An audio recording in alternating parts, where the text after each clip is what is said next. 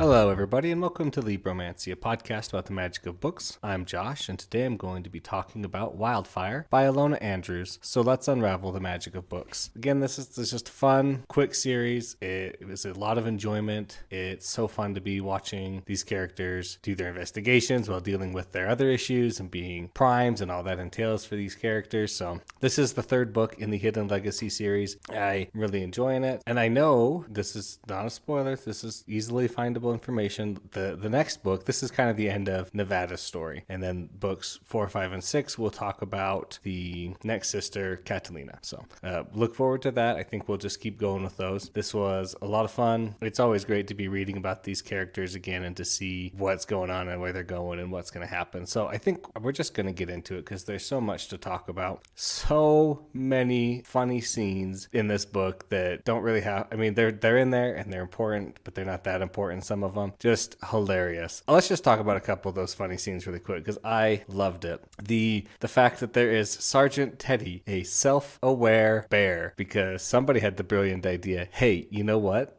Bears are tough and bears are scary. I'm going to create some magically intelligent bears, and they'll kick butt, they'll win, they'll fight battles. But you forgot to mention that when you give an animal sentience, then it doesn't like being controlled because nobody likes to be controlled like that. And so then they kind of go off on their own. So we have this Sergeant Teddy, this huge grizzly bear who's self-aware, huge, and he's a pacifist, which is just hilarious. A pacifist bear, like, why not? It's totally reasonable, right? And he loves to watch TV with kids and do stuff. And it's just excuse me, what? He's being led around with a leash. And he's like, yeah, the leash is really just for show. If Sergeant Teddy really wanted, he'd just get out. But that image is just so funny. And then they're on the highway, and Sergeant Teddy runs out of nowhere, and he pushes a car to the side and then jumps back on it to help him get through this chase. It's just yeah, that's awesome. This grizzly bear is a pacifist, but he is still, he's still on the side of right, and he's not gonna let bad things happen to people if he can stop it. He just doesn't want to use violence for it. So just hilarious, so fun. It was great. Okay, another thing, Cornelius stealing a summoned animal as a new pet or friend of his, right, with his magic. And so the bad guy, of course, Vincent has summoned all these animals, and Cornelius tries to get one earlier, and he's like, yeah, I just can't get it. They're just too simple. All they want is, hunger. And then he meets a pet cat, basically, it's cat-like, and he tames that one. And it's just oh my gosh, that's so funny. Of course it was the cat that is aware enough to make this contract with him and to be part of it. And then Zeus, the cat, is so funny because he's like, oh, by the way, the cat is a he and his name is Zeus, and you'll all accept, it's just so matter of fact, nothing odd about taking a summoned creature, and making it your pet. But then when Zeus is chasing for Matilda on the highway, just flying, but running really fast down the highway, jumps on the car, gets her out, and then runs off with her. It's just yeah, that's pretty awesome. Pretty awesome. All right, let's talk a little bit about the plot here before I get too, switched over to just fun stuff that happens in this book. Our Nevada gets a new case. The new case is finding Rinda's husband. Rinda is Rogan's ex-fiance from the first book and part of the second book, right? Her husband has gone missing. Nobody knows what happened to him. Nevada takes the case. They also learn that Victoria Tremaine, their grandmother on their father's side, is coming after them. They do some investigation. They start figuring stuff out. And then Nevada, Catalina, and Arabelle all have to take the prime exam. That's not the prime exam. It's just the ability exam, basically, right? But it's to be registered as primes. They're all registered as primes, to start up their new house, House Baylor. House Schaefer comes to visit, one of the other truth-seeking families. And Vincent, the summoner that I talked about earlier, he attacks. Rinda wants the information, wants some information. We have no idea what. But it's something that Olivia Chase had that she, as backup or something that they really want back. No one can find it. There's fights, there's attacks, there's other things that go on. Then they find it. Kyle, the son of the man who went missing, who kind of everybody was thinking might be a dud, is actually a pattern mage. And he left some clues to find the data in his pictures because Grandma told him to hide it. And so he hid it, but then he, wanted to draw it. And that's what he does as a pattern mage.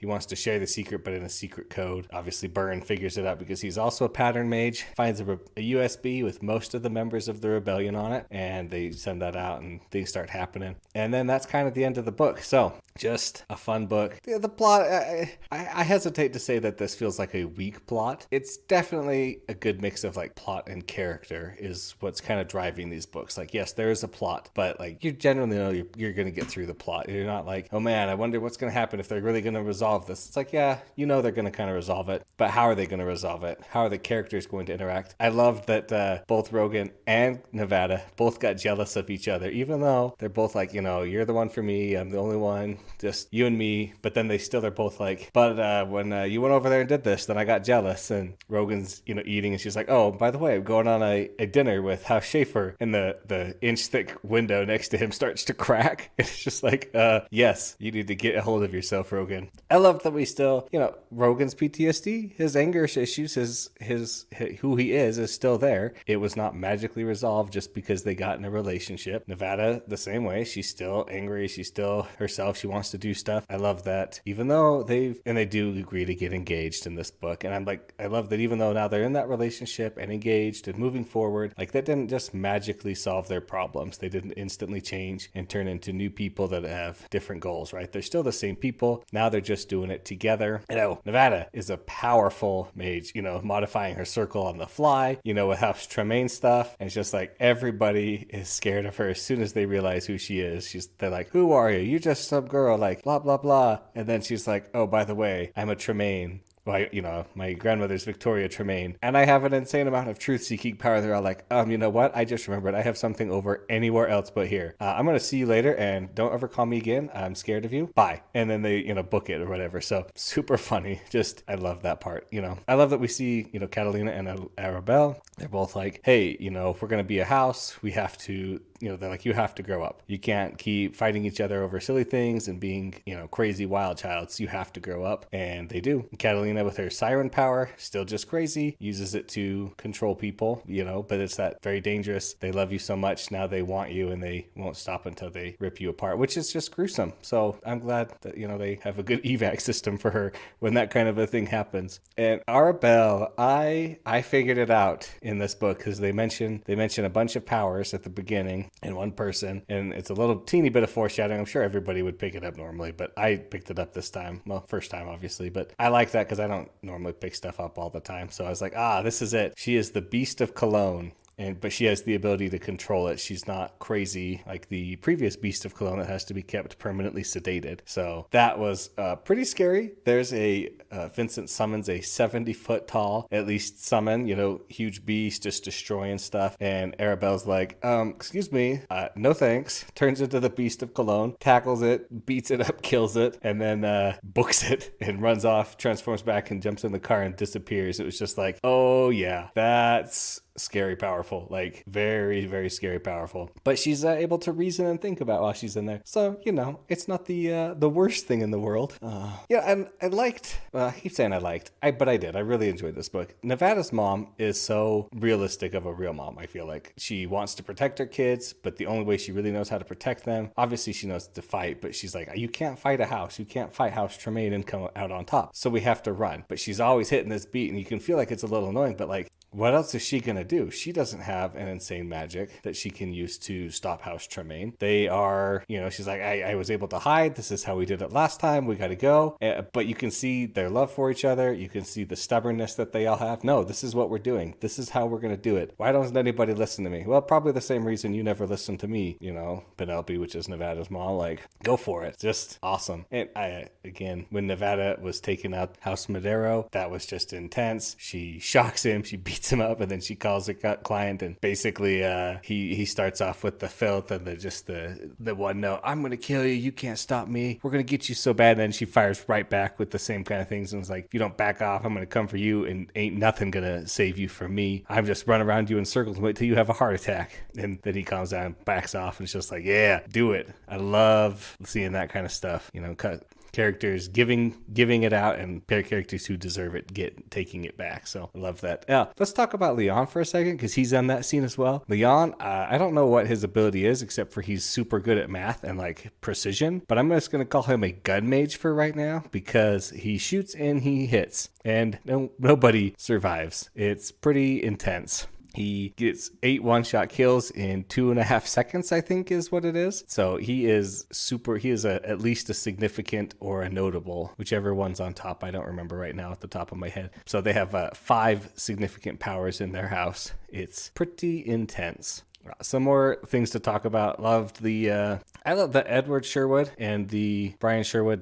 Brian Sherwood is the one who gets kidnapped. I love that there is the rivalry between them. It felt like real brothers. Like, yes, this is something I could totally see happening. Not with my brother, because we don't have magical powers and aren't kind of crazy and hate each other or dislike each other as much as they do. But to a sense, I could feel that they really were brothers, the way they were and the way they acted. So, and I also loved watching Schaefer flee after watching Nevada crush the hex that was on Vincent's memories, right? So he can't talk, because they're all like, oh no, stop it. She can't do it. It's too powerful. She needs help. She's too weak. And everybody's kind of doubting on her except for Rogan and Victoria Tremaine. And they're both like, nah, she's got this. Just everybody shut up for a minute. Like, let her go. And then she does it. And everybody's like, oh boy, this is not going to be good. So I like that. Just a lot of fun. Oh, and the way that Nevada's dad was conceived, pretty crazy. She was in vitro, but obviously Victoria couldn't birth it or carry it to term herself. So she, just bribed and used the Beast of Cologne's body as a surrogate mother. Totally ethical and everything to use an unconscious woman as your birth host, right? Birth host. No, that's where we get the Beast of Cologne powers for Arabelle, though. That's just kind of crazy. Like, I was like, oh my gosh, like, you just batted an eye and just did that. Like, you really are a bit crazy. And working with an empath, Brenda, that was pretty bad, because it would just be so annoying. I can imagine it now. Like, I'm sorry, I can't do this for you. Oh, I see you're feeling contempt for me, or like you feel pity. Like, I mean, just having somebody who could read your emotions when you're not trying to, you're trying to calm them down, but you're worried and they can sense the worry. Like, no fun. That would be pretty tough. So, I mean, that's pretty much everything that happens. They attack the Sturm, who is a storm mage, wind and lightning, who called an F6 basically tornado, which is 300-mile-an-hour winds, or was in the process of calling it when they attacked. They were able to stop him. And then the other house that they bring in, I don't remember the name, I'm sorry. The other house they bring in is able to kind of reverse it and stop Houston from being destroyed for a third time. This 3 times the charm. Hopefully Houston does not get attacked again in the next books, but we'll see. I'm looking forward to them. And the next ones are going to be following Catalina, so I'm kind of excited to see how that goes, what we learn when we follow her. But overall, I'm really enjoying and loving the Hidden Legacy series by Alona Andrews. So I think that's going to be everything I have to talk about today for Wildfire by Alona Andrews. Thanks for listening, everybody, and thanks to David Hillowitz for the intro and outro music. Of course, if you have questions or comments, you can send those to libromancypod@gmail.com. Please like and subscribe wherever you get your podcast from. I do have a Patreon up. It's patreon.com/Libromancy if you feel like you want to support the show. And remember to unravel the magic of books.